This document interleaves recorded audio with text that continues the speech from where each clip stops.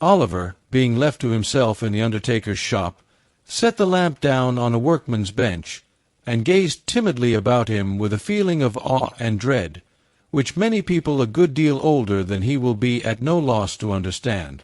An unfinished coffin on black trestles, which stood in the middle of the shop, looked so gloomy and death-like that a cold tremble came over him every time his eyes wandered in the direction of the dismal object, from which he almost expected to see some frightful form slowly rear its head to drive him mad with terror.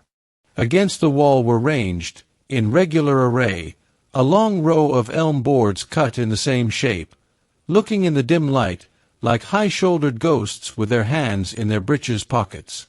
Coffin plates, elm chips, bright-headed nails, and shreds of black cloth lay scattered on the floor, and the wall behind the counter was ornamented with a lively representation of two mutes in very stiff neckcloths, on duty at a large private door, with a hearse drawn by 4 black steeds, approaching in the distance. The shop was close and hot. The atmosphere seemed tainted with the smell of coffins. The recess beneath the counter in which his flock mattress was thrust looked like a grave. Nor were these the only dismal feelings which depressed Oliver. He was alone in a strange place, and we all know how chilled and desolate the best of us will sometimes feel in such a situation. The boy had no friends to care for, or to care for him. The regret of no recent separation was fresh in his mind. The absence of no loved and well-remembered face sank heavily into his heart. But his heart was heavy, notwithstanding, and he wished, as he crept into his narrow bed, that that were his coffin, and that he could be lain in a calm and lasting sleep in the churchyard ground, with the tall grass waving gently above his head, and the sound of the old deep bell to soothe him in his sleep. Oliver was awakened in the morning by a loud kicking at the outside of the shop door, which, before he could huddle on his clothes, was repeated, in an angry and impetuous manner, about 25 times. When he began to undo the chain, the legs desisted, and a voice began. "Open the door, will yer?" cried the voice which belonged to the legs which had kicked at the door. "I will directly, sir," replied Oliver, undoing the chain and turning the key. "I suppose you're the new boy, ain't yer?" said the voice through the keyhole. "Yes, sir," replied Oliver. "How old are yer?" inquired the voice. "10, sir," replied Oliver. "Then I'll whop yer when I get in," said the voice. "You just see if I don't, that's all, my workus brat." And having made this obliging promise, the voice began to whistle. Oliver had been too often subjected to the process to which the very expressive monosyllable just recorded bears reference, to entertain the smallest doubt that the owner of the voice, whoever he might be, would redeem his pledge most honorably. He drew back the bolts with a trembling hand and opened the door. For a second or two Oliver glanced up the street and down the street and over the way, impressed with the belief that the unknown, who had addressed him through the keyhole, had walked a few paces off to warm himself. For nobody did he see but a big charity boy, sitting on a post in front of the house, eating a slice of bread and butter, which he cut into wedges, the size of his mouth, with a clasp knife, and then consumed with great dexterity. "I beg your pardon, sir," said Oliver at length, seeing that no other visitor made his appearance. "Did you knock?" "I kicked," replied the charity boy. "Did you want a coffin, sir?" inquired Oliver, innocently. At this, the charity boy looked monstrous fierce, and said that Oliver would want one before long, if he cut jokes with his superiors in that way. "Yer don't know who I am, I suppose, workus?" said the charity boy, in continuation, descending from the top of the post, meanwhile, with edifying gravity. "No, sir," rejoined Oliver. "I'm Mr. Noah Claypole," said the charity boy, "and you're under me. Take down the shutters, you're idle young ruffian." With this, Mr. Claypole administered a kick to Oliver, and entered the shop with a dignified air, which did him great credit. It is difficult for a large-headed, small-eyed youth, of lumbering make and heavy countenance, to look dignified under any circumstances, but it is more especially so when superadded to these personal attractions are a red nose and yellow smalls. Oliver, having taken down the shutters, and broken a pane of glass in his effort to stagger away beneath the weight of the first one to a small court at the side of the house in which they were kept during the day, was graciously assisted by Noah, who, having consoled him with the assurance that he'd catch it, condescended to help him. Mr. Sowerberry came down soon after. Shortly afterwards, Mrs. Sowerberry appeared. Oliver, having caught it, in fulfillment of Noah's prediction, followed that young gentleman down the stairs to breakfast. "Come near the fire, Noah," said Charlotte. "I saved a nice little bit of bacon for you from master's breakfast. Oliver, shut that door at Mr. Noah's back, and take them bits that I've put out on the cover of the bread-pan. There's your tea. Take it away to that box, and drink it there, and make haste, for they'll want you to mind the shop. D'ye hear, workhouse," said Noah Claypole. "Lor, Noah," said Charlotte, "what a rum creature you are! Why don't you let the boy alone?" "Let him alone," said Noah. "Why, everybody lets him alone enough, for the matter of that. Neither his father nor his mother will ever interfere with him. All his relations let him have his own way pretty well. Charlotte, he. "Oh, you queer soul," said Charlotte, bursting into a hearty laugh, in which she was joined by Noah, after which they both looked scornfully at poor Oliver Twist, as he sat shivering on the box in the coldest corner of the room, and ate the stale pieces which had been specially reserved for him. Noah was a charity boy, but not a workhouse orphan. No chance child was he, for he could trace his genealogy all the way back to his parents, who lived hard by, his mother being a washerwoman, and his father a drunken soldier, discharged with a wooden leg, and a diurnal pension of twopence halfpenny and an unstateable fraction. The shop boys in the neighborhood had long been in the habit of branding Noah in the public streets with the ignominious epithets of leathers, charity, and the like, and Noah had borne them without reply. But now that fortune had cast in his way a nameless orphan, at whom even the meanest could point the finger of scorn, he retorted on him with interest. This affords charming food for contemplation. It shows us what a beautiful thing human nature may be made to be, and how impartially the same amiable qualities are developed in the finest lord and the dirtiest charity boy. Oliver had been sojourning at the undertaker's some 3 weeks or a month. Mr. and Mrs. Sowerberry, the shop being shut up, were taking their supper in the little back parlour, when Mr. Sowerberry, after several deferential glances at his wife, said, "My dear." He was going to say more, but Mrs. Sowerberry looking up, with a peculiarly unpropitious aspect, he stopped short. "Well," said Mrs. Sowerberry sharply. "Nothing, my dear, nothing," said Mr. Sowerberry. "Ugh, you brute," said Mrs. Sowerberry. "Not at all, my dear," said Mr. Sowerberry humbly. "I thought you didn't want to hear, my dear.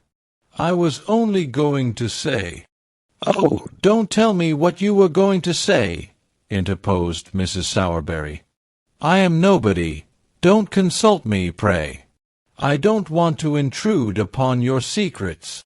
As Mrs. Sowerberry said this, she gave an hysterical laugh, which threatened violent consequences. "But, my dear," said Sowerberry, "I want to ask your advice." "No, no, don't ask mine," replied Mrs. Sowerberry, in an affecting manner. "Ask somebody else's." Here there was another hysterical laugh, which frightened Mr. Sowerberry very much.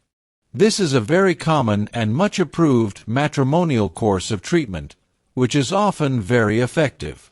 It at once reduced Mr. Sowerberry to begging, as a special favor, to be allowed to say what Mrs. Sowerberry was most curious to hear. After a short duration, the permission was most graciously conceded. "It's only about young Twist, my dear," said Mr. Sowerberry. "A very good-looking boy, that, my dear." "He need be, for he eats enough," observed the lady. "There's an expression of melancholy in his face, my dear," resumed Mr. Sowerberry, "which is very interesting. He would make a delightful mute, my love." Mrs. Sowerberry looked up with an expression of considerable wonderment. Mr. Sowerberry remarked it, and, without allowing time for any observation on the good lady's part, proceeded. "I don't mean a regular mute to attend grown-up people, my dear, but only for children's practice. It would be very new to have a mute in proportion, my dear. You may depend upon it, it would have a superb effect." Mrs. Sowerberry, who had a good deal of taste in the undertaking way, was much struck by the novelty of this idea, but, as it would have been compromising her dignity to have said so, under existing circumstances, she merely inquired, with much sharpness, why such an obvious suggestion had not presented itself to her husband's mind before. Mr. Sowerberry rightly construed this as an acquiescence in his proposition.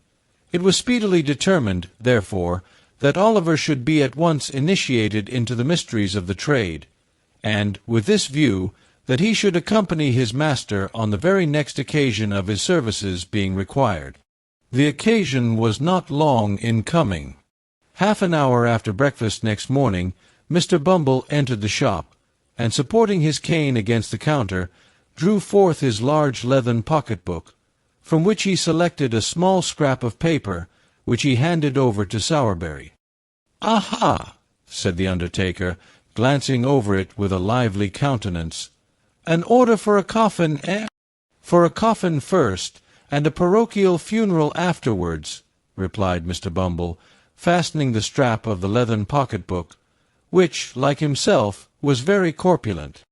"Bayton," said the undertaker, looking from the scrap of paper to Mr. Bumble. "I never heard the name before." Bumble shook his head as he replied, "Obstinate people, Mr. Sowerberry, very obstinate. Proud, too, I'm afraid, sir." "Proud, eh?" exclaimed Mr. Sowerberry with a sneer. "Come, that's too much." "Oh, it's sickening," replied the beadle. "Antimonial, Mr. Sowerberry." "So it is," acquiesced the undertaker. "We only heard of the family the night before last," said the beadle, "and we shouldn't have known anything about them then. Only a woman who lodges in the same house made an application to the parochial committee for them to send the parochial surgeon to see a woman as was very bad. He had gone out to dinner, but his prentice, which is a very clever lad, sent him some medicine in a blacking bottle off-hand." "Ah, there's promptness," said the undertaker. "Promptness, indeed," replied the beadle. "But what's the consequence? What's the ungrateful behavior of these rebels, sir? Why, the husband sends back word that the medicine won't suit his wife's complaint, and so she shan't take it, says she shan't take it, sir. Good, strong, wholesome medicine, as was given with great success to 2 Irish labourers and a coal-heaver, only a week before, sent him for nothing, with a blackened bottle in, and he sends back word that she shan't take it, sir." As the atrocity presented itself to Mr. Bumble's mind in full force, he struck the counter sharply with his cane, and became flushed with indignation. "Well," said the undertaker, "I never did." "Never did, sir!" ejaculated the beadle. "No, nor nobody never did. But now she's dead, we've got to bury her, and that's the direction, and the sooner it's done, the better." Thus saying, Mr. Bumble put on his cocked hat wrong side first, in a fever of parochial excitement, and flounced out of the shop. "Why, he was so angry, Oliver, that he forgot even to ask after you," said Mr. Sowerberry, looking after the beadle as he strode down the street. "Yes, sir," replied Oliver, who had carefully kept himself out of sight during the interview, and who was shaking from head to foot at the mere recollection of the sound of Mr. Bumble's voice. He needn't have taken the trouble to shrink from Mr. Bumble's glance, however, for that functionary, on whom the prediction of the gentleman in the white waistcoat had made a very strong impression, thought that now the undertaker had got Oliver upon trial, the subject was better avoided, until such time as he should be firmly bound for 7 years, and all danger of his being returned upon the hands of the parish should be thus effectually and legally overcome. "Well," said Mr. Sowerberry, taking up his hat, "the sooner this job is done, the better.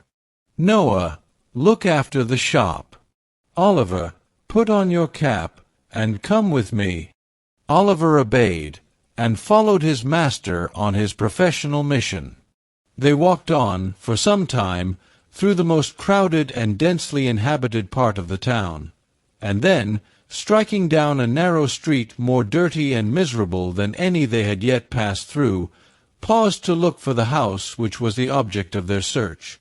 The houses on either side were high and large, but very old, and tenanted by people of the poorest class, as their neglected appearance would have sufficiently denoted, without the concurrent testimony afforded by the squalid looks of the few men and women who, with folded arms and bodies half doubled, occasionally skulked along. A great many of the tenements had shop fronts, but these were fast closed and mouldering away, only the upper rooms being inhabited.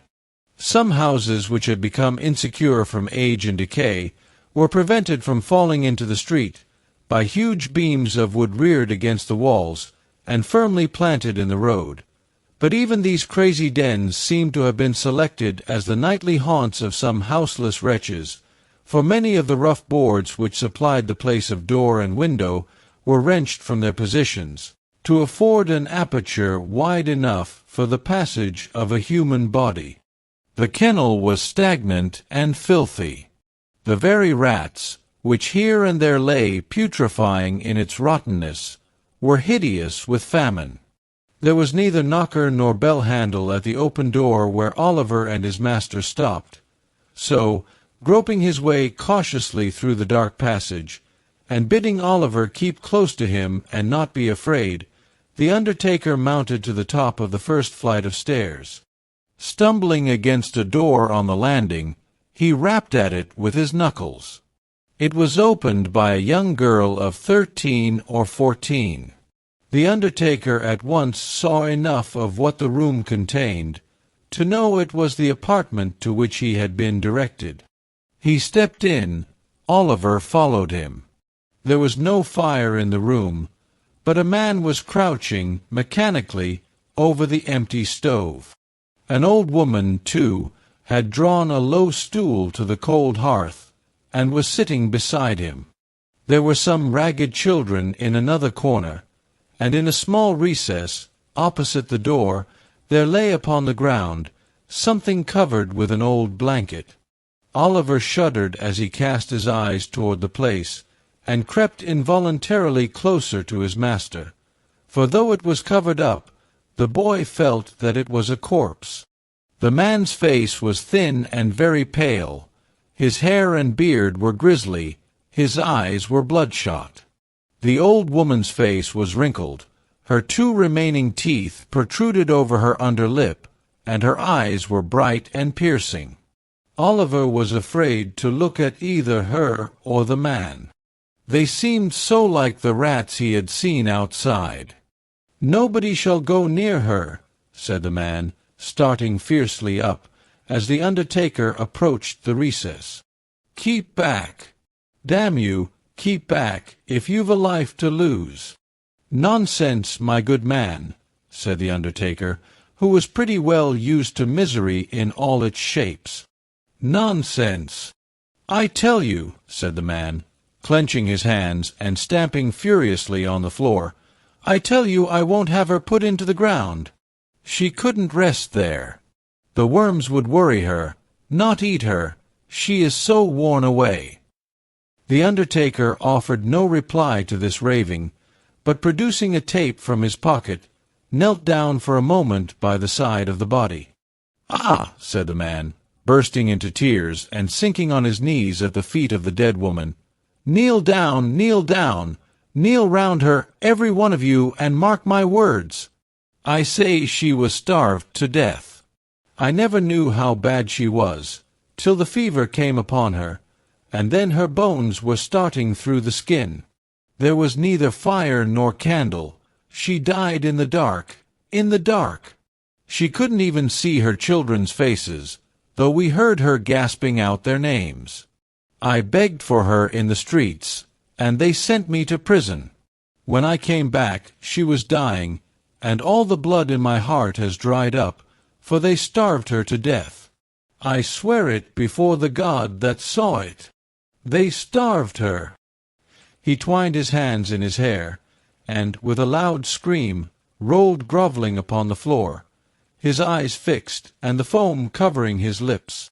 The terrified children cried bitterly, but the old woman, who had hitherto remained as quiet as if she had been wholly deaf to all that passed, menaced them into silence. Having unloosened the cravat of the man, who still remained extended on the ground, she tottered towards the undertaker. "She was my daughter," said the old woman, nodding her head in the direction of the corpse, and speaking with an idiotic leer, more ghastly than even the presence of death in such a place. "Lord, Lord! Well, it is strange that I, who gave birth to her, and was a woman then, should be alive and merry now, and she lying there, so cold and stiff. Lord, Lord! To think of it, it's as good as a play, as good as a play." As the wretched creature mumbled and chuckled in her hideous merriment, the undertaker turned to go away. "Stop, stop," said the old woman in a loud whisper. "Will she be buried tomorrow, or next day, or tonight? I laid her out, and I must walk, you know. Send me a large cloak, a good warm one, for it is bitter cold. We should have cake and wine, too, before we go. Never mind. Send some bread, only a loaf of bread and a cup of water. Shall we have some bread, dear?" she said eagerly, catching at the undertaker's coat as he once more moved towards the door. "Yes, yes," said the undertaker. "Of course. Anything you like." He disengaged himself from the old woman's grasp, and, drawing Oliver after him, hurried away. The next day, the family having been meanwhile relieved with a half-quartern loaf and a piece of cheese, left with them by Mr. Bumble himself, Oliver and his master returned to the miserable abode, where Mr. Bumble had already arrived, accompanied by 4 men from the workhouse, who were to act as bearers. An old black cloak had been thrown over the rags of the old woman and the man, and the bare coffin, having been screwed down, was hoisted on the shoulders of the bearers, and carried into the street. "Now, you must put your best leg foremost, old lady," whispered Sowerberry in the old woman's ear. "We are rather late, and it won't do to keep the clergyman waiting. Move on, my men, as quick as you like." Thus directed, the bearers trotted on under their light burden, and the 2 mourners kept as near them as they could. Mr. Bumble and Sowerberry walked at a good smart pace in front, and Oliver, whose legs were not so long as his master's, ran by the side. There was not so great a necessity for hurrying as Mr. Sowerberry had anticipated, however, for when they reached the obscure corner of the churchyard in which the nettles grew, and where the parish graves were made, the clergyman had not arrived, and the clerk, who was sitting by the vestry-room fire, seemed to think it by no means improbable that it might be an hour or so before he came. So they put the bier on the brink of the grave, and the 2 mourners waited patiently in the damp clay, with a cold rain drizzling down, while the ragged boys whom the spectacle had attracted into the churchyard played a noisy game at hide-and-seek among the tombstones, or varied their amusements by jumping backwards and forwards over the coffin. Mr. Sowerberry and Bumble, being personal friends of the clerk, sat by the fire with him and read the paper. At length, after a lapse of something more than an hour, Mr. Bumble and Sowerberry, and the clerk, was seen running towards the grave. Immediately afterwards, the clergyman appeared, putting on his surplice as he came along. Mr. Bumble then thrashed a boy or two to keep up appearances, and the reverend gentleman, having read as much of the burial service as could be compressed into 4 minutes, gave his surplice to the clerk and walked away again. "Now, Bill," said Sowerberry to the grave digger, "fill up." It was no very difficult task, for the grave was so full that the uppermost coffin was within a few feet of the surface. The grave digger shovelled in the earth, stamped it loosely down with his feet, shouldered his spade, and walked off, followed by the boys, who murmured very loud complaints at the fun being over so soon. "Come, my good fellow," said Bumble, tapping the man on the back. "They want to shut up the yard." The man, who had never once moved, since he had taken his station by the graveside, started, raised his head, stared at the person who had addressed him, walked forward for a few paces, and fell down in a swoon. The crazy old woman was too much occupied in bewailing the loss of her cloak, which the undertaker had taken off, to pay him any attention, so they threw a can of cold water over him, and when he came to, saw him safely out of the churchyard, locked the gate, and departed on their different ways. "Well, Oliver," said Sowerberry, as they walked home, "how do you like it?" "Pretty well, thank you, sir," replied Oliver, with considerable hesitation. "Not very much, sir."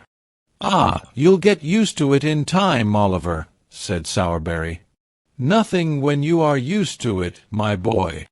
Oliver wondered, in his own mind, whether it had taken a very long time to get Mr. Sowerberry used to it. But he thought it better not to ask the question, and walked back to the shop, thinking over all he had seen and heard. The month's trial over, Oliver was formally apprenticed. It was a nice sickly season just at this time. In commercial phrase, coffins were looking up, and, in the course of a few weeks, Oliver acquired a great deal of experience. The success of Mr. Sowerberry's ingenious speculation exceeded even his most sanguine hopes. The oldest inhabitants recollected no period at which measles had been so prevalent or so fatal to infant existence, and many were the mournful processions which little Oliver headed, in a hatband reaching down to his knees, to the indescribable admiration and emotion of all the mothers in the town. As Oliver accompanied his master in most of his adult expeditions too, in order that he might acquire that equanimity of demeanor and full command of nerve which was essential to a finished undertaker, he had many opportunities of observing the beautiful resignation and fortitude with which some strong-minded people bear their trials and losses. For instance, when Sowerberry had an order for the burial of some rich old lady or gentleman, who was surrounded by a great number of nephews and nieces, who had been perfectly inconsolable during the previous illness, and whose grief had been wholly irrepressible even on the most public occasions, they would be as happy among themselves as need be, quite cheerful and contented, conversing together with as much freedom and gaiety as if nothing whatever had happened to disturb them. Husbands, too, bore the loss of their wives with the most heroic calmness. Wives, again, put on weeds for their husbands, as if, so far from grieving in the garb of sorrow, they had made up their minds to render it as becoming and attractive as possible. It was observable, too, that ladies and gentlemen who were in passions of anguish during the ceremony of interment recovered almost as soon as they reached home, and became quite composed before the tea-drinking was over. All this was very pleasant and improving to see, and Oliver beheld it with great admiration. That Oliver Twist was moved to resignation by the example of these good people, I cannot, although I am his biographer, undertake to affirm with any degree of confidence, but I can most distinctly say that for many months he continued meekly to submit to the domination and ill-treatment of Noah Claypole, who used him far worse than before. Now that his jealousy was roused by seeing the new boy promoted to the black stick and hatband, while he, the old one, remained stationary in the muffin, cap and leathers. Charlotte treated him ill, because Noah did, and Mrs. Sowerberry was his decided enemy, because Mr. Sowerberry was disposed to be his friend. So, between these three on one side, and a glut of funerals on the other, Oliver was not altogether as comfortable as the hungry pig was, when he was shut up, by mistake, in the grain department of a brewery. And now I come to a very important passage in Oliver's history, for I have to record an act, slight and unimportant perhaps in appearance, but which indirectly produced a material change in all his future prospects and proceedings. One day Oliver and Noah had descended into the kitchen at the usual dinner hour to banquet upon a small joint of mutton, 1.5 pounds of the worst end of the neck, when Charlotte being called out of the way, there ensued a brief interval of time, which Noah Claypole, being hungry and vicious, considered he could not possibly devote to a worthier purpose than aggravating and tantalizing young Oliver Twist. Intent upon this innocent amusement, Noah put his feet on the tablecloth, and pulled Oliver's hair, and twitched his ears, and expressed his opinion that he was a sneak, and furthermore announced his intention of coming to see him hanged, whenever that desirable event should take place, and entered upon various topics of petty annoyance, like a malicious and ill-conditioned charity boy as he was. But, making Oliver cry, Noah attempted to be more facetious still, and in his attempt did what many sometimes do to this day when they want to be funny. He got rather personal. "Workhouse," said Noah, "how's your mother?" "She's dead," replied Oliver. "Don't you say anything about her to me." Oliver's color rose as he said this. He breathed quickly, and there was a curious working of the mouth and nostrils, which Mr. Claypole thought must be the immediate precursor of a violent fit of crying. Under this impression he returned to the charge. "What did she die of, Workhouse?" said Noah. "Of a broken heart, some of our old nurses told me," replied Oliver, more as if he were talking to himself than answering Noah. "I think I know what it must be to die of that." "Told a roll right fall, Larry, Workhouse," said Noah, as a tear rolled down Oliver's cheek. "What set you a-snivelling now?" "Not you," replied Oliver sharply. "There, that's enough. Don't say anything more to me about her. You'd better not." "Better not!" exclaimed Noah. "Well, better not. Workhouse, don't be impudent. Your mother, too. She was a nice un, she was. Oh, law!" And here Noah nodded his head expressively, and curled up as much of his small red nose as muscular action could collect together for the occasion. "You're no Workhouse," continued Noah, emboldened by Oliver's silence, and speaking in a jeering tone of affected pity, of all tones the most annoying. "You're no Workhouse, it can't be helped now, and of course you couldn't help it then, and I am very sorry for it, and I'm sure we all are, and pity you very much. But you must know, Workhouse, your mother was a regular right-down bad un." "What did you say?" inquired Oliver, looking up very quickly. "A regular right-down bad un, Workhouse," replied Noah, coolly. "And it's a great deal better, Workhouse, that she died when she did, or else she'd have been hard labouring in Bridewell, or transported, or hung, which is more likely than either, isn't it?" Crimson with fury, Oliver started up, overthrew the chair and table, seized Noah by the throat, shook him in the violence of his rage, till his teeth chattered in his head, and collecting his whole force into one heavy blow, felled him to the ground. A minute ago the boy had looked the quiet child, mild, dejected creature that harsh treatment had made him. But his spirit was roused at last. The cruel insult to his dead mother had set his blood on fire. His breast heaved, his attitude was erect, his eye bright and vivid. His whole person changed, as he stood glaring over the cowardly tormentor who now lay crouching at his feet, and defied him with an energy he had never known before. "He'll murder me," blubbered Noah. "Charlotte!"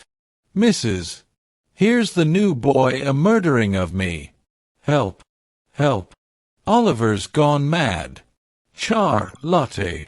Noah's shouts were responded to by a loud scream from Charlotte, and a louder from Mrs. Sowerberry, the former of whom rushed into the kitchen by a side door, while the latter paused on the staircase till she was quite certain that it was consistent with the preservation of human life to come further down. "Oh, you little wretch!" screamed Charlotte, seizing Oliver with her utmost force, which was about equal to that of a moderately strong man in particularly good training. "Oh, you little ungrateful Morderouse, horrid villain!" And between every syllable Charlotte gave Oliver a blow with all her might, accompanying it with a scream for the benefit of society.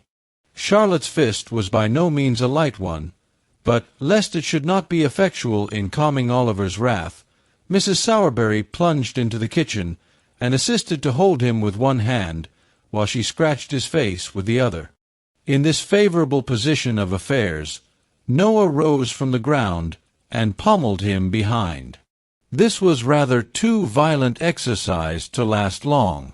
When they were all wearied out, and could tear and beat no longer, they dragged Oliver, struggling and shouting, but nothing daunted, into the dust-cellar, and there locked him up. This being done, Mrs. Sowerberry sunk into a chair, and burst into tears. "Bless her, she's going off," said Charlotte. "A glass of water, Noah, dear. Make haste." "Oh." "Charlotte," said Mrs. Sowerberry, speaking as well as she could, through a deficiency of breath and a sufficiency of cold water which Noah had poured over her head and shoulders. "Oh." "Charlotte, what a mercy we have not all been murdered in our beds." "Ah."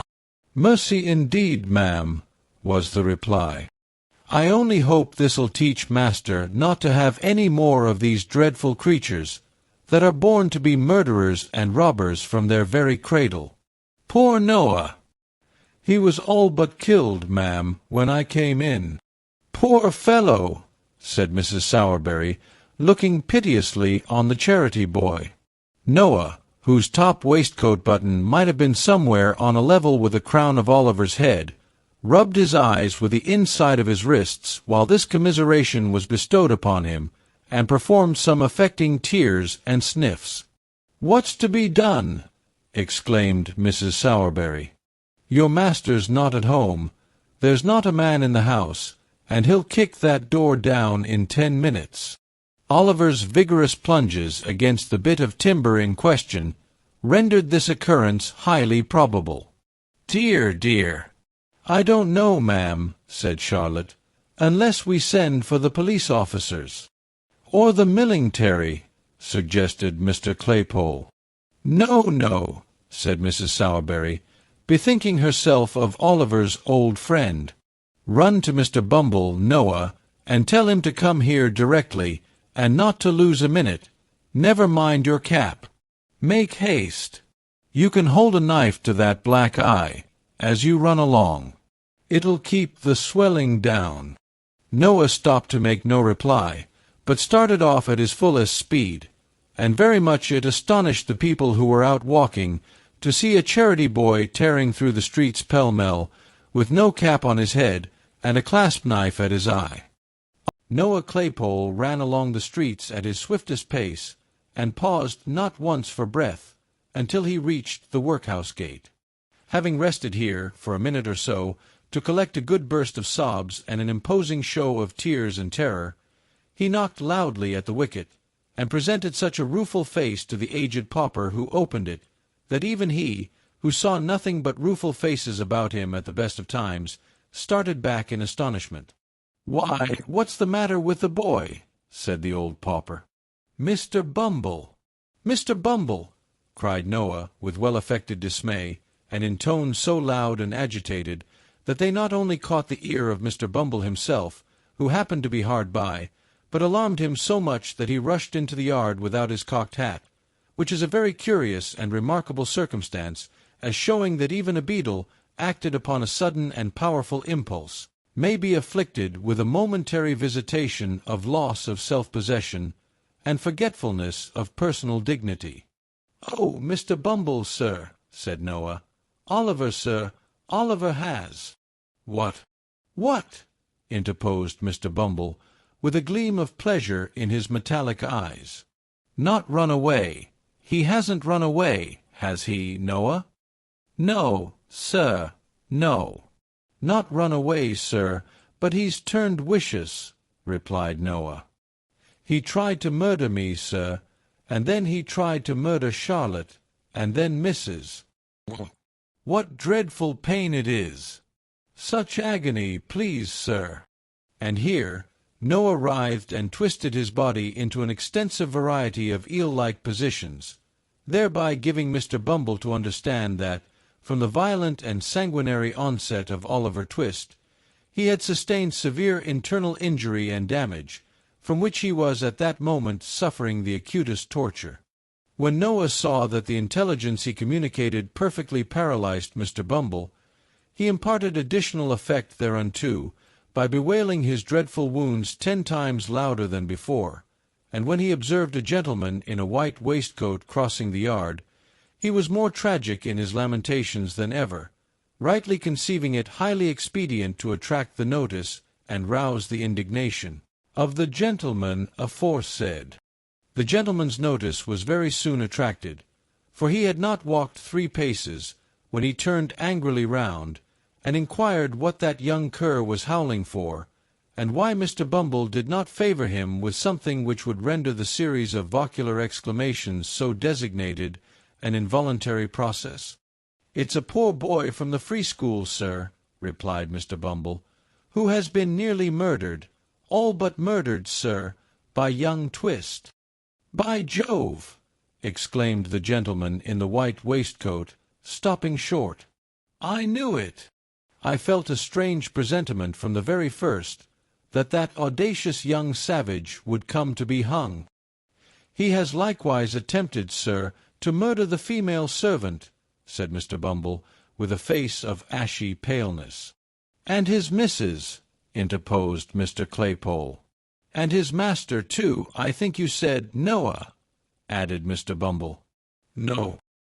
He's out, or he would have murdered him," replied Noah. "He said he wanted to." "Ah, said he wanted to, did he, my boy?" inquired the gentleman in the white waistcoat. "Yes, sir," replied Noah. "And please, sir, Mrs. wants to know whether Mr. Bumble can spare time to step up there directly and flog him, 'cause master's out." "Certainly, my boy, certainly," said the gentleman in the white waistcoat, smiling benignly and patting Noah's head, which was about 3 inches higher than his own. "You're a good boy, a very good boy. Here's a penny for you. Bumble, just step up to Sowerberry's with your cane, and see what's best to be done. Don't spare him, Bumble." "No, I will not, sir," replied the beadle. And the cocked hat and cane having been, by this time, adjusted to their owner's satisfaction, Mr. Bumble and Noah Claypole betook themselves with all speed to the undertaker's shop.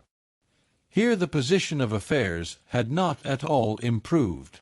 Sowerberry had not yet returned, and Oliver continued to kick, with undiminished vigor, at the cellar door. The accounts of his ferocity, as related by Mrs. Sowerberry and Charlotte, were of so startling a nature that Mr. Bumble judged it prudent to parley before opening the door. With this view he gave a kick at the outside, by way of prelude, and then, applying his mouth to the keyhole, said, in a deep and impressive tone, "Oliver!" "Come, you let me out," replied Oliver from the inside. "Do you know this here voice, Oliver?" said Mr. Bumble. "Yes," replied Oliver. "Ain't you afraid of it, sir?" "Ain't you a trembling while I speak, sir?" said Mr. Bumble. "No," replied Oliver boldly. An answer so different from the one he had expected to elicit, and was in the habit of receiving, staggered Mr. Bumble not a little. He stepped back from the keyhole, drew himself up to his full height, and looked from one to another of the three bystanders in mute astonishment. "Oh, you know, Mr. Bumble, he must be mad," said Mrs. Sowerberry. "No boy in half his senses could venture to speak so to you." "It's not madness, ma'am," replied Mr. Bumble, after a few moments of deep meditation. "It's meat." "What?" exclaimed Mrs. Sowerberry. "Meat, ma'am, meat," replied Bumble, with stern emphasis. "You've overfed him, ma'am. You've raised an artificial soul and spirit in him, ma'am, unbecoming a person of his condition, as the board, Mrs. Sowerberry, who are practical philosophers, will tell you. What have paupers to do with soul or spirit?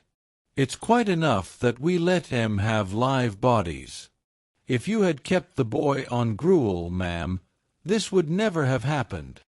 "Dear, dear!" ejaculated Mrs. Sowerberry, piously raising her eyes to the kitchen ceiling. "This comes of being liberal." The liberality of Mrs. Sowerberry to Oliver had consisted of a profuse bestowal upon him of all the dirty odds and ends which nobody else would eat. So there was a great deal of meekness and self-devotion in her voluntarily remaining under Mr. Bumble's heavy accusation, of which, to do her justice, she was wholly innocent in thought, word, or deed. "Ah," said Mr. Bumble, when the lady brought her eyes down to earth again, "the only thing that can be done now, that I know of, is to leave him in the cellar for a day or so, till he's a little starved down, and then to take him out and keep him on gruel all through the apprenticeship. He comes of a bad family. Excitable natures. Mrs. Sowerberry." Both the nurse and doctor said that mother of his made her way here, against difficulties and pain that would have killed any well-disposed woman, weeks before. At this point of Mr. Bumble's discourse, Oliver, just hearing enough to know that some allusion was being made to his mother, recommenced kicking, with a violence that rendered every other sound inaudible. Sowerberry returned at this juncture. Oliver's offence having been explained to him, with such exaggerations as the ladies thought best calculated to rouse his ire, he unlocked the cellar door in a twinkling, and dragged his rebellious apprentice out by the collar. Oliver's clothes had been torn in the beating he had received. His face was bruised and scratched, and his hair scattered over his forehead. The angry flush had not disappeared, however, and when he was pulled out of his prison, he scowled boldly on Noah, and looked quite undismayed. "Now, you are a nice young fellow, ain't you?" said Sowerberry, giving Oliver a shake and a box on the ear. "He called my mother names," replied Oliver. "Well, and what if he did, you little ungrateful wretch?" said Mrs. Sowerberry. "She deserved what he said, and worse." "She didn't," said Oliver. "She did," said Mrs. Sowerberry. "It's a lie," said Oliver. Mrs. Sowerberry burst into a flood of tears. This flood of tears left Mr. Sowerberry no alternative. If he had hesitated for one instant to punish Oliver most severely, it must be quite clear to every experienced reader that he would have been, according to all precedents in disputes of matrimony established, a brute, an unnatural husband, an insulting creature, a base imitation of a man, and various other agreeable characters too numerous for recital within the limits of this chapter. To do him justice, he was, as far as his power went, it was not very extensive, kindly disposed towards the boy, perhaps because it was his interest to be so, perhaps because his wife disliked him. The flood of tears, however, left him no resource, so he at once gave him a drubbing, which satisfied even Mrs. Sowerberry herself, and rendered Mr. Bumble's subsequent application of the parochial cane rather unnecessary. For the rest of the day he was shut up in the back kitchen, in company with a pump and a slice of bread, and at night Mrs. Sowerberry, after making various remarks outside the door, by no means complimentary to the memory of his mother, looked into the room, and, amidst the jeers and pointings of Noah and Charlotte, ordered him upstairs to his dismal bed. It was not until he was left alone in the silence and stillness of the gloomy workshop of the undertaker that Oliver gave way to the feelings which the day's treatment may be supposed likely to have awakened in a mere child. He had listened to their taunts with a look of contempt. He had borne the lash without a cry, for he felt that pride swelling in his heart which would have kept down a shriek to the last, though they had roasted him alive. But now, when there were none to see or hear him, he fell upon his knees on the floor, and, hiding his face in his hands, wept such tears as, God send for the credit of our nature, few so young may ever have cause to pour out before him. For a long time Oliver remained motionless in this attitude. The candle was burning low in the socket when he rose to his feet. Having gazed cautiously round him, and listened intently, he gently undid the fastenings of the door and looked abroad. It was a cold, dark night. The stars seemed, to the boy's eyes, farther from the earth than he had ever seen them before. There was no wind, and the sombre shadows thrown by the trees upon the ground looked sepulchral and death-like from being so still. He softly reclosed the door. Having availed himself of the expiring light of the candle to tie up in a handkerchief the few articles of wearing apparel he had, sat himself down upon a bench to wait for morning. With the first ray of light that struggled through the crevices in the shutters, Oliver arose, and again unbarred the door. One timid look around, one moment's pause of hesitation. He had closed it behind him, and was in the open street.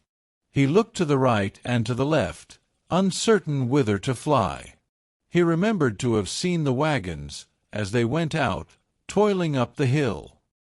He took the same route, and arriving at a footpath across the fields, which he knew, after some distance, led out again into the road, struck into it and walked quickly on. Along this same footpath, Oliver well remembered he had trotted beside Mr. Bumble when he first carried him to the workhouse from the farm. His way lay directly in front of the cottage. His heart beat quickly when he bethought himself of this, and he half resolved to turn back. He had come a long way, though, and should lose a great deal of time by doing so. Besides, it was so early that there was very little fear of his being seen, so he walked on. He reached the house. There was no appearance of its inmates stirring at that early hour. Oliver stopped, and peeped into the garden. A child was weeding one of the little beds. As he stopped, he raised his pale face and disclosed the features of one of his former companions. Oliver felt glad to see him before he went, for, though younger than himself, he had been his little friend and playmate. They had been beaten and starved and shut up together many and many a time. "Hush, Dick!" said Oliver, as the boy ran to the gate, and thrust his thin arm between the rails to greet him. "Is any one up?" "Nobody but me," replied the child. "You mustn't say you saw me, Dick," said Oliver. "I am running away. They beat and ill use me, Dick, and I am going to seek my fortune some long way off. I don't know where.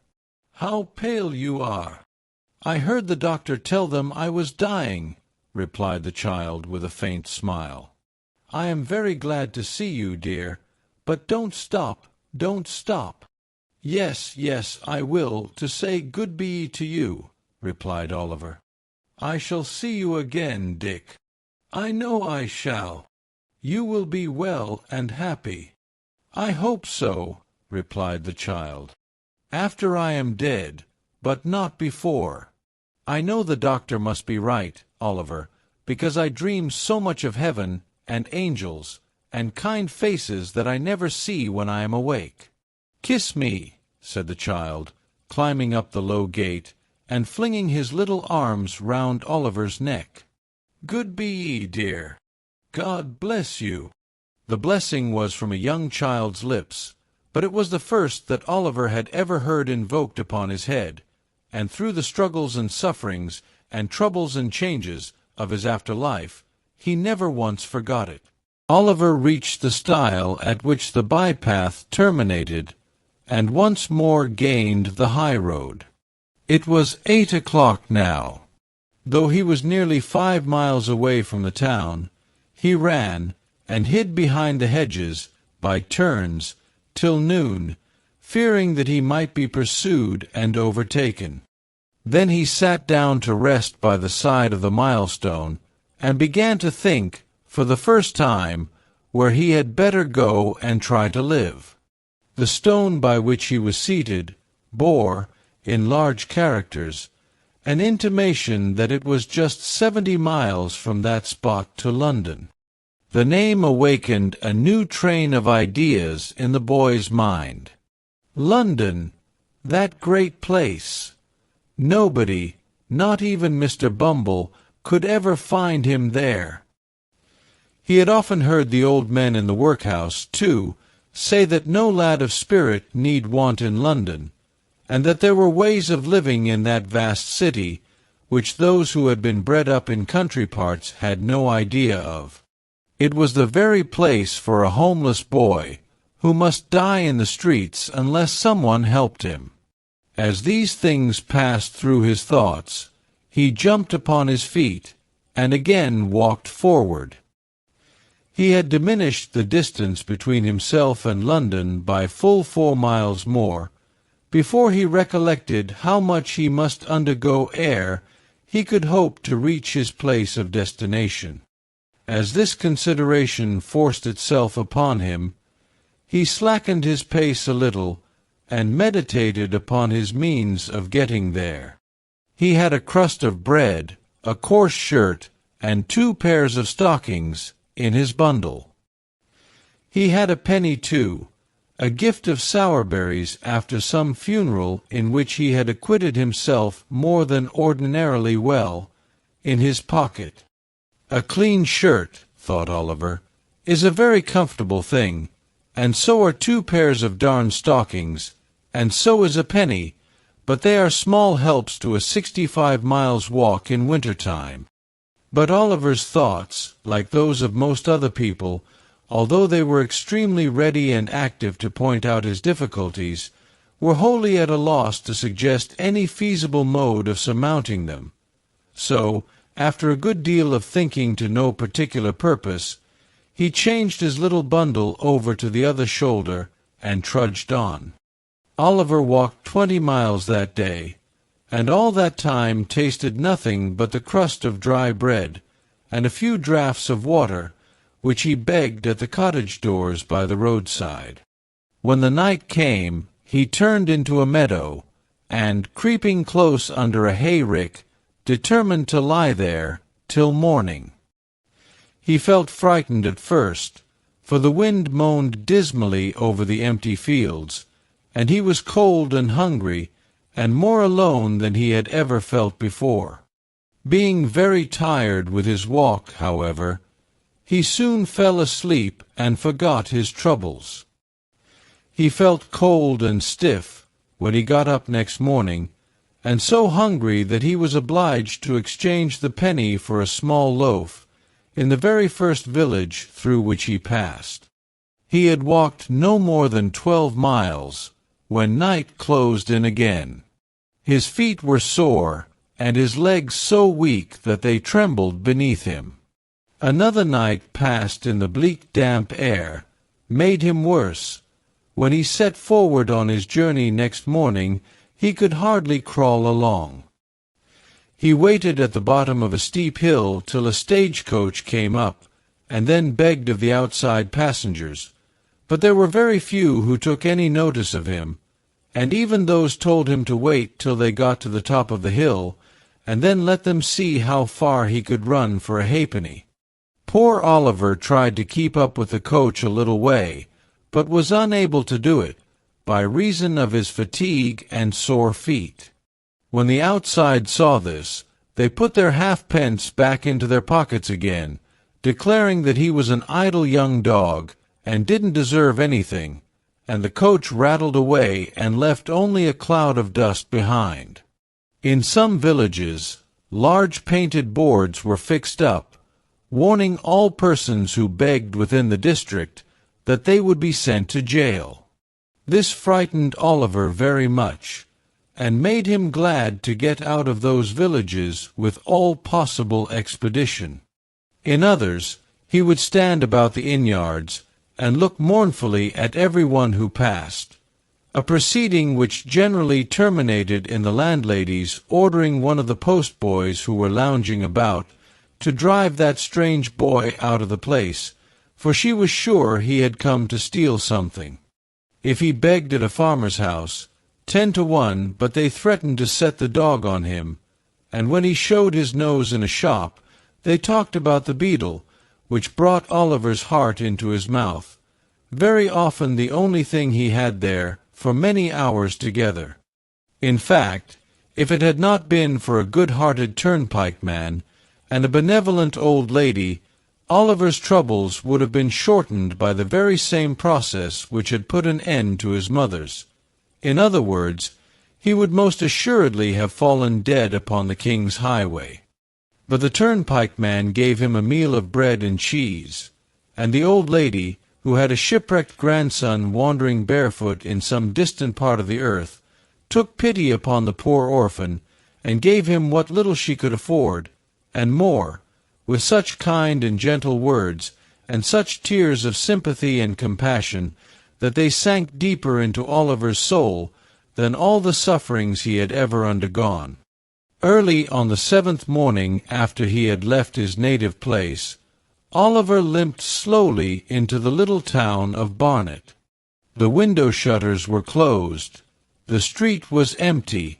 Not a soul had awakened to the business of the day. The sun was rising in all its splendid beauty, but the light only served to show the boy his own lonesomeness and desolation as he sat, with bleeding feet and covered with dust, upon a doorstep. By degrees the shutters were opened, the window blinds were drawn up, and people began passing to and fro. Some few stopped to gaze at Oliver for a moment or two, or turned round to stare at him as they hurried by, but none relieved him, or troubled themselves to inquire how he came there. He had no heart to beg. And there he sat. He had been crouching on the step for some time, wondering at the great number of public houses.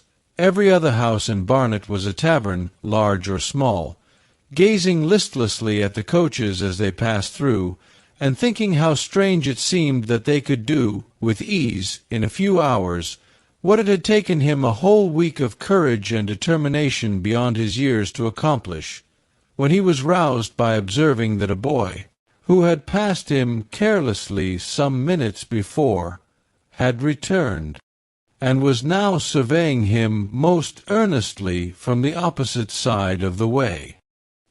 He took little heed of this at first, but the boy remained in the same attitude of close observation so long that Oliver raised his head and returned his steady look.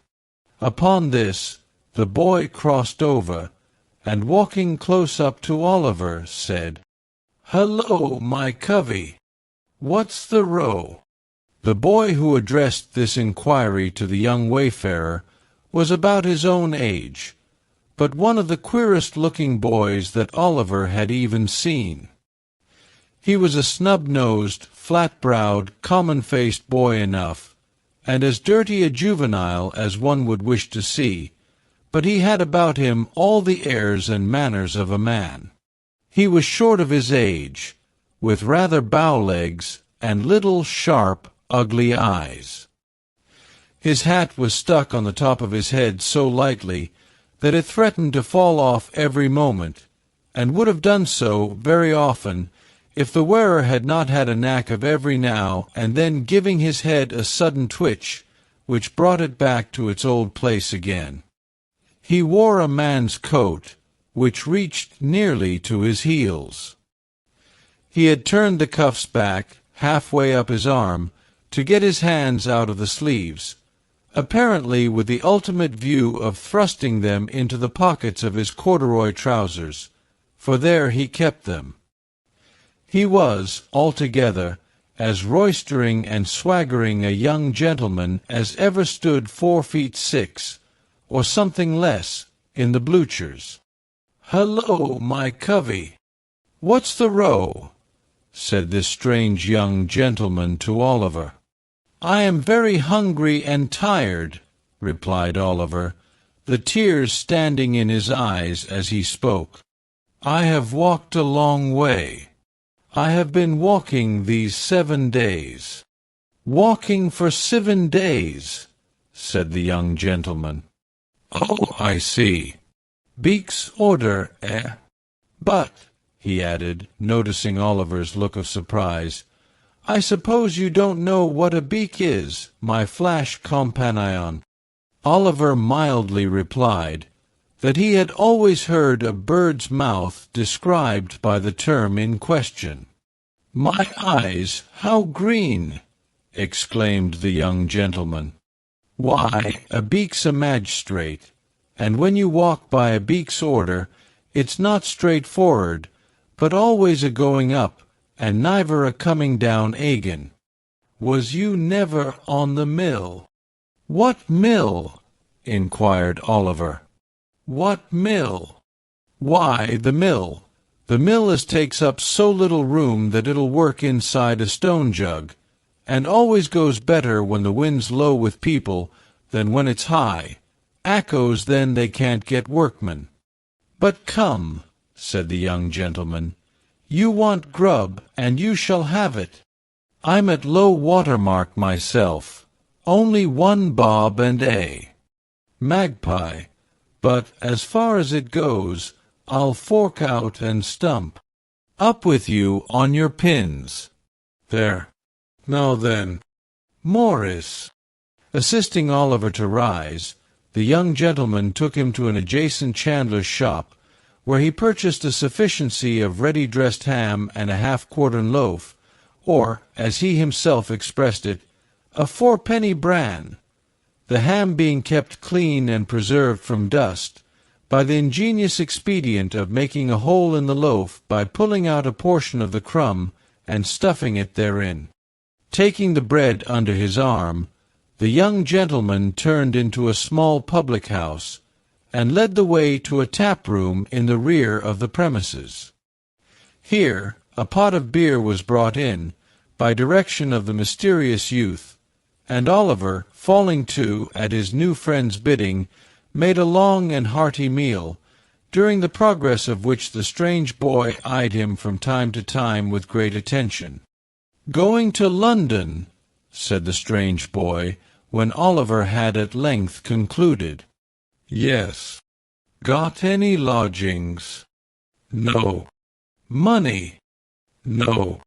The strange boy whistled, and put his arms into his pockets, as far as the big coat-sleeves would let them go.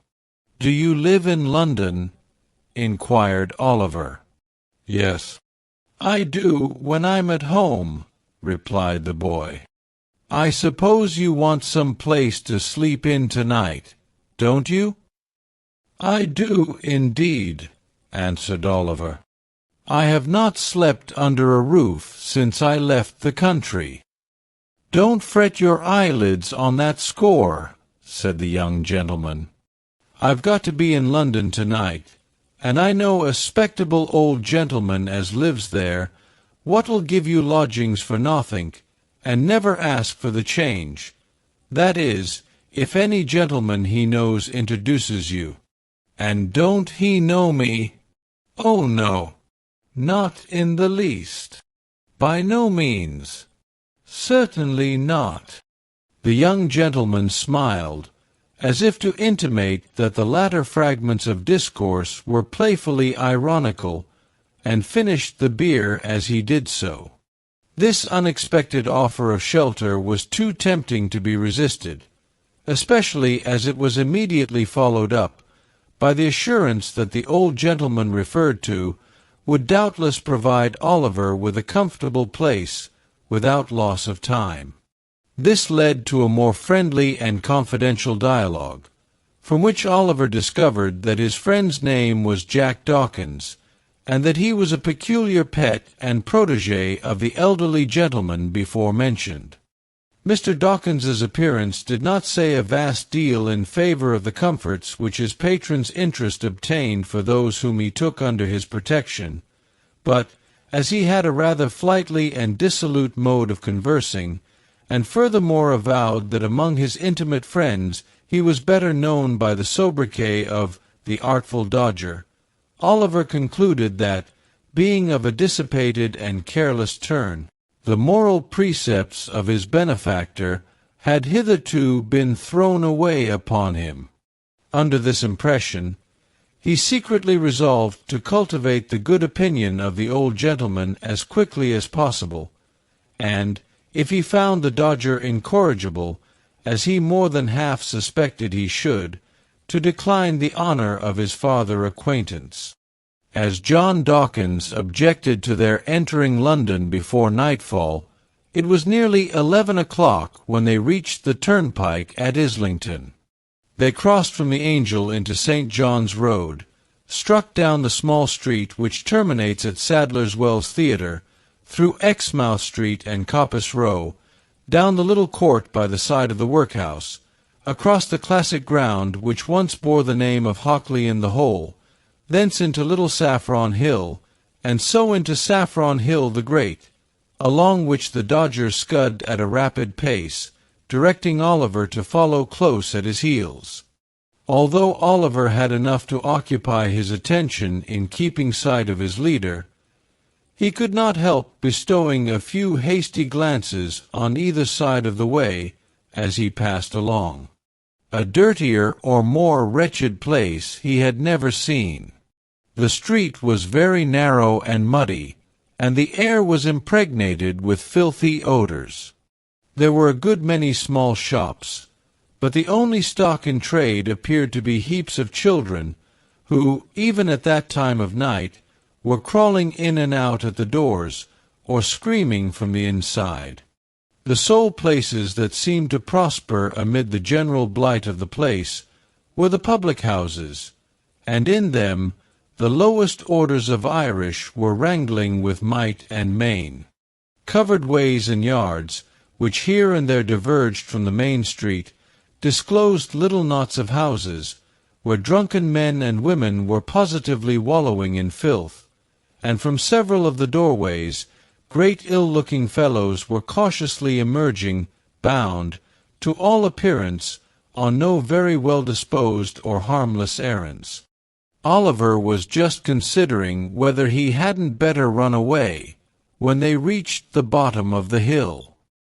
His conductor, catching him by the arm, pushed open the door of a house near Field Lane, and drawing him into the passage, closed it behind them. "Now then!"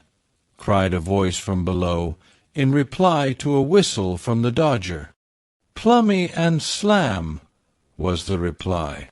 This seemed to be some watchword or signal that all was right, for the light of a feeble candle gleamed on the wall at the remote end of the passage, and a man's face peeped out, from where a balustrade of the old kitchen staircase had been broken away. "There's two on you," said the man, thrusting the candle farther out, and shielding his eyes with his hand. "Who's the t'other one?" "A new pal," replied Jack Dawkins, pulling Oliver forward. "Where did he come from?" "Greenland." "Is Fagin upstairs?" "Yes, he's a-sortin' the wipes." "Up with you." The candle was drawn back, and the face disappeared. Oliver, groping his way with one hand, and having the other firmly grasped by his companion, ascended with much difficulty the dark and broken stairs, which his conductor mounted with an ease and expedition that showed he was well acquainted with them. He threw open the door of a back room, and drew Oliver in after him. The walls and ceiling of the room were perfectly black with age and dirt. There was a deal table before the fire, upon which were a candle, stuck in a ginger beer bottle, 2 or 3 pewter pots, a loaf and butter, and a plate. In a frying pan, which was on the fire, and which was secured to the mantel-shelf by a string, some sausages were cooking, and standing over them, with a toasting fork in his hand, was a very old shriveled Jew, whose villainous-looking and repulsive face was obscured by a quantity of matted red hair. He was dressed in a greasy flannel gown, with his throat bare, and seemed to be dividing his attention between the frying-pan and the clothes-horse, over which a great number of silk handkerchiefs were hanging. Several rough beds made of old sacks were huddled side by side on the floor. Seated round the table were 4 or 5 boys, none older than the Dodger, smoking long clay pipes, and drinking spirits with the air of middle-aged men. These all crowded about their associate as he whispered a few words to the Jew, and then turned round and grinned at Oliver. So did the Jew himself, toasting fork in hand. "This is him, Fagin," said Jack Dawkins, "my friend Oliver Twist." The Jew grinned, and, making a low obeisance to Oliver, took him by the hand, and hoped he should have the honor of his intimate acquaintance. Upon this, the young gentleman with the pipes came round him, and shook both his hands very hard, especially the one in which he held his little bundle. One young gentleman was very anxious to hang up his cap for him, and another was so obliging as to put his hands in his pockets, in order that, as he was very tired, he might not have the trouble of emptying them himself when he went to bed. These civilities would probably be extended much farther, but for a liberal exercise of the Jew's toasting fork on the heads and shoulders of the affectionate youths who offered them. "We are very glad to see you, Oliver, very," said the Jew. "Dodger, take off the sausages, and draw a tub near the fire for Oliver. Ah, you're staring at the pocket handkerchiefs. My dear, there are a good many of 'em, ain't there? We've just looked 'em out, ready for the wash. That's all, Oliver, that's all." Ha, ha, ha. The latter part of this speech was hailed by a boisterous shout from all the hopeful pupils of the merry old gentleman, in the midst of which they went to supper. Oliver ate his share, and the Jew then mixed him a glass of hot gin and water, telling him he must drink it off directly, because another gentleman wanted the tumbler. Oliver did as he was desired. Immediately afterwards he felt himself gently lifted on to one of the sacks, and then he sunk into a deep sleep. It was late next morning when Oliver awoke from a sound, long sleep. There was no other person in the room but the old Jew, who was boiling some coffee in a saucepan for breakfast, and whistling softly to himself as he stirred it round and round with an iron spoon. He would stop every now and then to listen when there was the least noise below, and when he had satisfied himself, he would go on whistling and stirring again, as before. Although Oliver had roused himself from sleep, he was not thoroughly awake. There is a drowsy state, between sleeping and waking, when you dream more in 5 minutes with your eyes half open, and yourself half conscious of everything that is passing around you, than you would in 5 nights with your eyes fast closed, and your senses wrapped in perfect unconsciousness. At such time, a mortal knows just enough of what his mind is doing to form some glimmering conception of its mighty powers, its bounding from earth and spurning time and space, when freed from the restraint of its corporeal associate. Oliver was precisely in this condition. He saw the Jew with his half-closed eyes, heard his low whistling, and recognized the sound of the spoon grating against the saucepan sides, and yet the self-same senses were mentally engaged, at the same time, in busy action with almost everybody he had ever known. When the coffee was done, the Jew drew the saucepan to the hob. Standing, then in an irresolute attitude for a few minutes, as if he did not well know how to employ himself, he turned round and looked at Oliver, and called him by his name. He did not answer, and was to all appearances asleep. After satisfying himself upon this head, the Jew stepped gently to the door, which he fastened.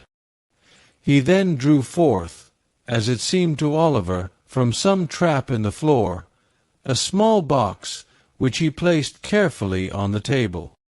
His eyes glistened as he raised the lid, and looked in. Dragging an old chair to the table, he sat down, and took from it a magnificent gold watch, sparkling with jewels. "Aha!" said the Jew, shrugging up his shoulders, and distorting every feature with a hideous grin. "Clever dogs! Clever dogs! Staunch to the last! Never told the old parson where they were. Never poached upon old Fagin. And why should they? It wouldn't have loosened the knot, or kept the drop up, a minute longer. No, no, no.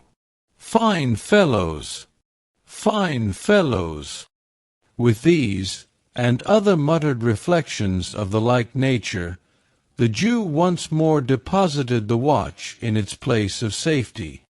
At least half a dozen more were severally drawn forth from the same box, and surveyed with equal pleasure, besides rings, brooches, bracelets, and other articles of jewelry, of such magnificent materials and costly workmanship that Oliver had no idea even of their names.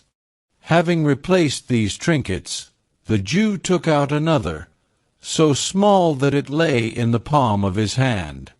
There seemed to be some very minute inscription on it, for the Jew laid it flat upon the table, and shading it with his hand, pored over it long and earnestly. At length he put it down, as if despairing of success, and, leaning back in his chair, muttered, "What a fine thing capital punishment is! Dead men never repent. Dead men never bring awkward stories to light. Ah, it's a fine thing for the trade. 5 of 'em strung up in a row, and none left to play booty or turn white-livered." As the Jew uttered these words, his bright dark eyes, which had been staring vacantly before him, fell on Oliver's face.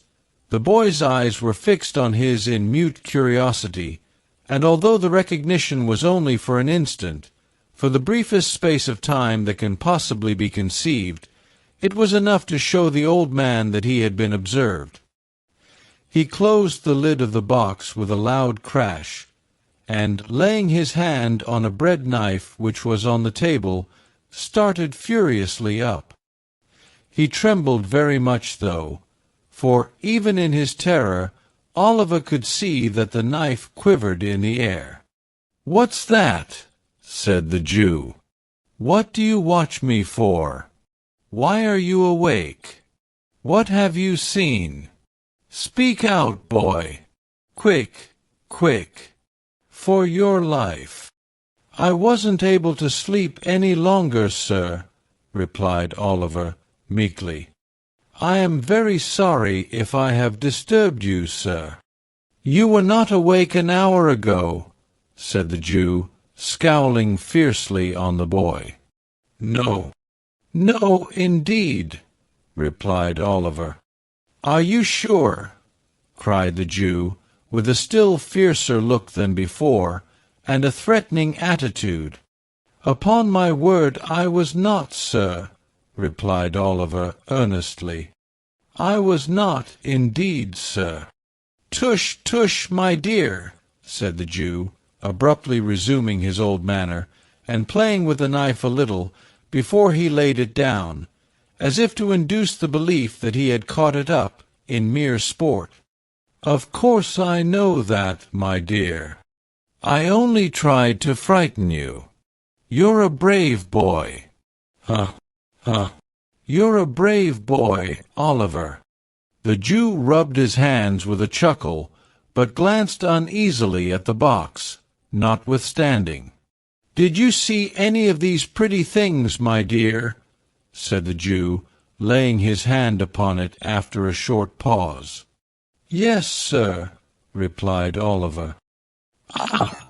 said the Jew, turning rather pale. They're mine, Oliver, my little property, all I have to live upon in my old age. The folks call me a miser, my dear. Only a miser, that's all." Oliver thought the old gentleman must be a decided miser to live in such a dirty place with so many watches, but thinking that perhaps his fondness for the Dodger and the other boys cost him a good deal of money, he only cast a deferential look at the Jew and asked if he might get up. "Certainly, my dear, certainly," replied the old gentleman. "Stay, there's a pitcher of water in the corner by the door. Bring it here, and I'll give you a basin to wash in, my dear."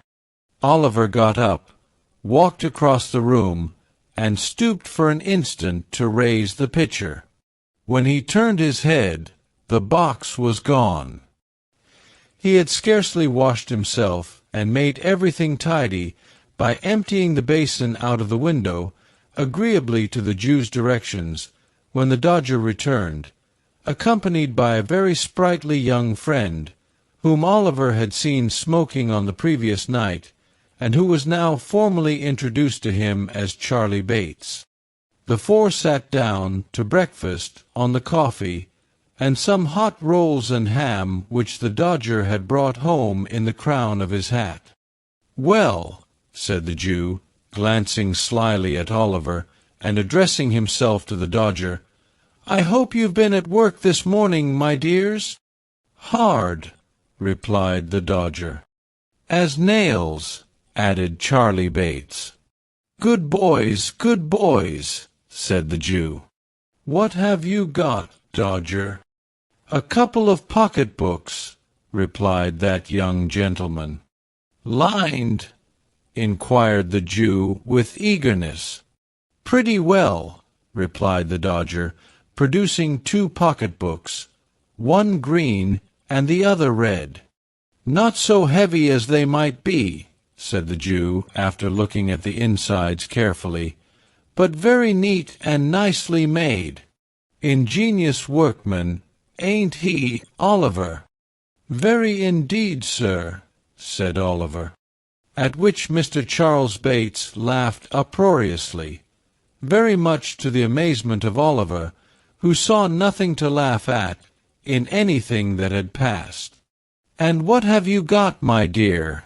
said Fagin to Charlie Bates. "Wipes," replied Master Bates, at the same time producing 4 pocket-handkerchiefs. "Well," said the Jew, inspecting them closely, "they're very good ones, very. You haven't marked them well, though, Charlie, so the marks shall be picked out with a needle, and we'll teach Oliver how to do it. Shall us, Oliver, eh?" "Ha, ha, ha." "If you please, sir," said Oliver. "You'd like to be able to make pocket-handkerchiefs as easy as Charlie Bates, wouldn't you, my dear?" said the Jew. "Very much, indeed, if you'll teach me, sir," replied Oliver. Master Bates saw something so exquisitely ludicrous in this reply that he burst into another laugh, which laugh, meeting the coffee he was drinking, and carrying it down some wrong channel, very nearly terminated in his premature suffocation. "He is so jolly green," said Charlie when he recovered, as an apology to the company for his unpolite behavior. The Dodger said nothing, but he smoothed Oliver's hair over his eyes, and said he'd know better by and by, upon which the old gentleman, observing Oliver's colour mounting, changed the subject by asking whether there had been much of a crowd at the execution that morning. This made him wonder more and more, for it was plain from the replies of the two boys that they had both been there, and Oliver naturally wondered how they could possibly have found time to be so very industrious. When the breakfast was cleared away, the merry old gentleman and the two boys played at a very curious and uncommon game, which was performed in this way. The merry old gentleman, placing a snuff-box in one pocket of his trousers, a note-case in the other, and a watch in his waistcoat pocket, with a guard chain round his neck, and sticking a mock diamond pin in his shirt, buttoned his coat tight round him, and putting his spectacle case and handkerchief in his pockets, trotted up and down the room with a stick, in imitation of the manner in which old gentlemen walk about the streets any hour in the day. Sometimes he stopped at the fireplace, and sometimes at the door, making believe that he was staring with all his might into shop windows. At such times he would look constantly round him, for fear of thieves, and would keep slapping all his pockets in turn, to see that he hadn't lost anything, in such a very funny and natural manner, that Oliver laughed till the tears ran down his face. All this time the two boys followed him closely about, getting out of his sight so nimbly every time he turned round that it was impossible to follow their motions.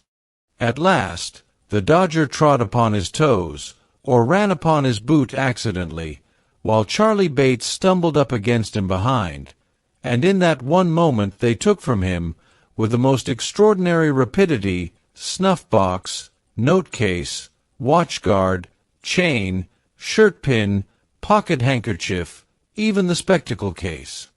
If the old gentleman felt a hand in any one of his pockets, he cried out where it was, and then the game began all over again. When this game had been played a great many times, a couple of young ladies called to see the young gentleman, one of whom was named Bet, and the other Nancy. They wore a good deal of hair, not very neatly turned up behind, and were rather untidy about the shoes and stockings. They were not exactly pretty, perhaps, but they had a great deal of color in their faces, and looked quite stout and hearty, being remarkably free and agreeable in their manners. Oliver thought them very nice girls indeed, as there is no doubt they were. The visitors stopped a long time. Spirits were produced, in consequence of one of the young ladies complaining of a coldness in her inside, and the conversation took a very convivial and improving turn. At length Charlie Bates expressed his opinion that it was time to pad the hoof. This, it occurred to Oliver, must be French for going out, for directly afterwards the Dodger and Charlie and the two young ladies went away together, having been kindly furnished by the amiable old Jew with money to spend. "There, my dear," said Fagin, "that's a pleasant life, isn't it? They have gone out for the day." "Have they done work, sir?" inquired Oliver. "Yes," said the Jew. "That is, unless they should unexpectedly come across any when they are out, and they won't neglect it if they do, my dear, depend upon it. Make 'em your models, my dear. Make 'em your models," tapping the fire-shovel on the hearth to add force to his words. "Do everything they bid you, and take their advice in all matters, especially the Dodger's, my dear. He'll be a great man himself, and will make you one too, if you take pattern by him. Is my handkerchief hanging out of my pocket, my dear? Said the Jew, stopping short. Yes, sir, said Oliver. See if you can take it out, without my feeling it, as you saw them do when we were at play this morning. Oliver held up the bottom of the pocket with one hand, as he had seen the Dodger hold it, and drew the handkerchief lightly out of it with the other. Is it gone? Cried the Jew. Here it is, sir, said Oliver, showing it in his hand. You're a clever boy, my dear, said the playful old gentleman, patting Oliver on the head approvingly. I never saw a sharper lad. Here's a shilling for you. If you go on in this way, you'll be the greatest man of the time. And now come here, and I'll show you how to take the marks out of the handkerchiefs. Oliver wondered what picking the old gentleman's pocket in play had to do with his chances of being a great man. But, thinking that the Jew, being so much his senior, must know best, he followed him quietly to the table, and was soon deeply involved in his new study. This concludes the reading of chapters 5 to 9 of Oliver Twist, written by Charles Dickens. More chapters of the book will be published soon. If you have not listened to chapters 1 to 4, click the link below to catch up with it. If you've enjoyed this video, smash that subscribe button and hit the notification bell. We pour our heart and soul into creating content that helps, entertains, and informs you. Every single subscription means the world to us. By subscribing, you're not just supporting this channel. You're becoming part of an incredible community that bring classic literature to life through engaging analysis, historical context, and passionate discussion. Want to dive deeper? Drop a comment below and let us know your thoughts. Share this video with someone who needs to see it. Seriously, your support helps us create more amazing content just like this.